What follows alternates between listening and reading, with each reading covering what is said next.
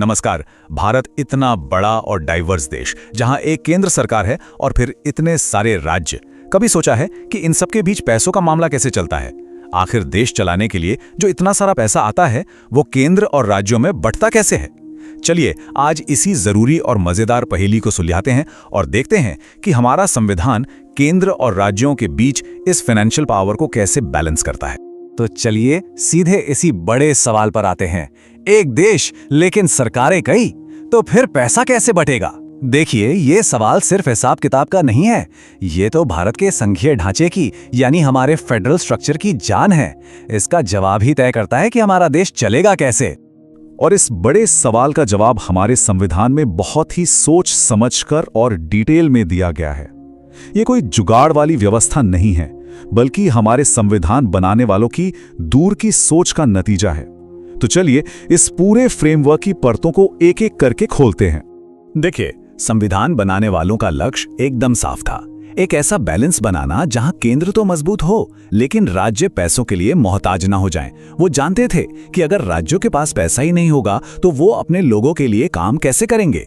इसीलिए संविधान के भाग 12 में खास तौर पर अनुच्छेद 268 से लेकर 293 तक इस पूरे फाइनेंशियल रिलेशनशिप का ब्लूप्रिंट तैयार कर दिया गया। तो अब आते हैं सबसे जरूरी हिस्से पर। यह बंटवारा असल में होता कैसे है? संविधान ने टैक्स यानी करों को बांटने के लिए एक बहुत ही क्लियर और कह सकते हैं कमाल का सिस्टम बनाया है। आइए देखते हैं कि यह सिस्टम काम कैसे करता है।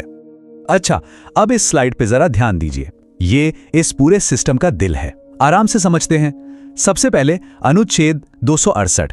इसमें टैक्स लगाती तो केंद्र सरकार है, लेकिन उसे कलेक्ट भी राज्य करते हैं और रखते भी राज्य ही हैं, जैसे स्टैंप ड्यूटी। फिर है अनुच्छेद 269। यहां टैक्स लगाता भी केंद्र है और वसूलता भी केंद्र है, लेकिन सारा का सारा पैसा राज्यों को दे दिया जाता है। और फिर आता है सबसे जरूरी अनुच्छेद 270।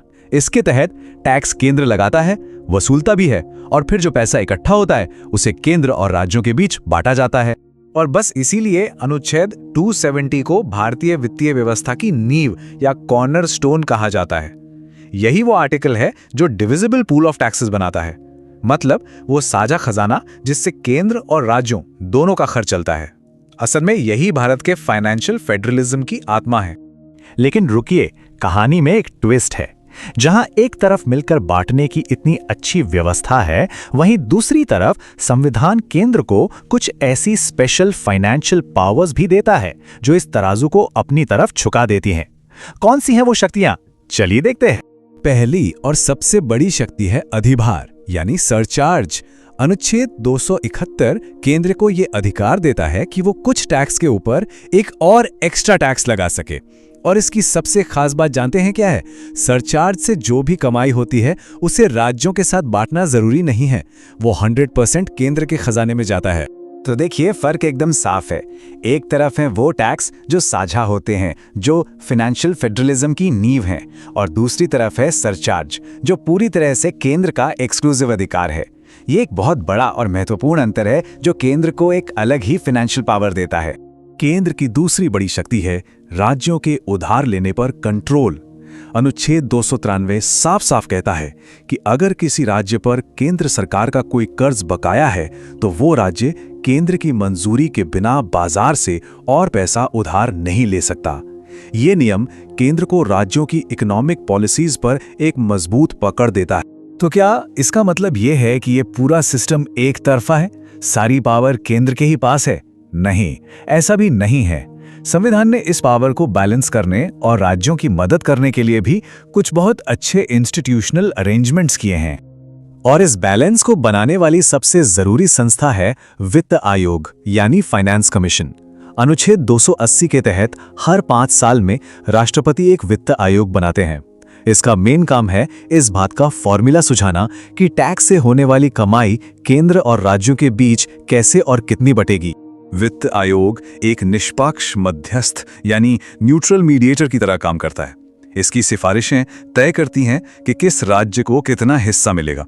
अब एक बहुत मजेदार बात यह है कि कहने को तो इसकी सिफारिशें सिर्फ सलाह होती हैं, लेकिन परंपरा यही रही है कि केंद्र सरकार इन्हें लगभग हमेशा मान ही लेती है। इसीलिए ये आयोग केंद्र राज्य फाइनेंशियल रिलेशंस में फेयरनेस और स्टेबिलिटी लाने वाला एक मजबूत पिलर है। बैलेंस बनाने का दूसरा तरीका है केंद्र से राज्यों को मिलने वाला अनुदान यानी ग्रांट्स। अनुच्छेद 275 के तहत उन राज्यों को मदद दी जाती है जिन्हें सच में फाइनेंशियल हेल्प की जरूरत है, और अनुच्छेद 282 के तहत केंद्र किसी भी पब्लिक काम के लिए राज्यों को डिस्क्रिशनरी ग्रांट्स दे सकता है। इन दोनों का मकसद एक ही है, देश के अलग अलग हिस्सों के बीच जो विकास का अंतर है उसे कम करना। तो इस पूरी व्यवस्था को समझने के बाद अब हम उस ओरिजिनल सवाल पे वापस आते हैं, क्या ये तराजू पूरी तरह से बराबर है या किसी एक तरफ ज्यादा झुका हुआ है?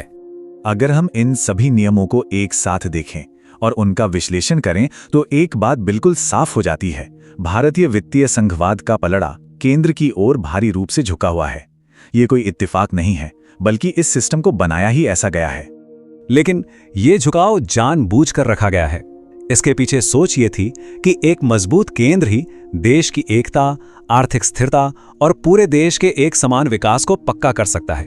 हाँ, इसका एक असर ये भी होता है कि राज्य अक्सर अपनी विकास योजनाओं के लिए केंद्र से मिलने वाले फंड पर काफी निर्भर हो जाते हैं। तो आज की इस पूरी बातचीत से हमें क्या समझ आया? पहली बात, हमारा सिस्टम सहकारी तो है, लेकिन इसका झुकाव केंद्र की तरफ है। दूसरी, टैक्स बंटवारे के लिए संविधान में साफ नियम है। तीसरी, सरचार्ज और उधार पर कंट्रोल जैसी स्पेशल पावर केंद्र को मजबूत बनाती हैं। और चौथी, वित्त आयोग और ग्रांट्स जैसे मैकेनिज्म इस पावर को बैलेंस करने का काम करते हैं। और आखिर में एक सवाल भविष्य के लिए छोड़ जाते हैं, जीएसटी के आने के बाद और राज्यों की बढ़ती आर्थिक जरूरतों के बीच क्या इस फाइनेंशियल बैलेंस को फिर से देखने की जरूरत पड़ेगी?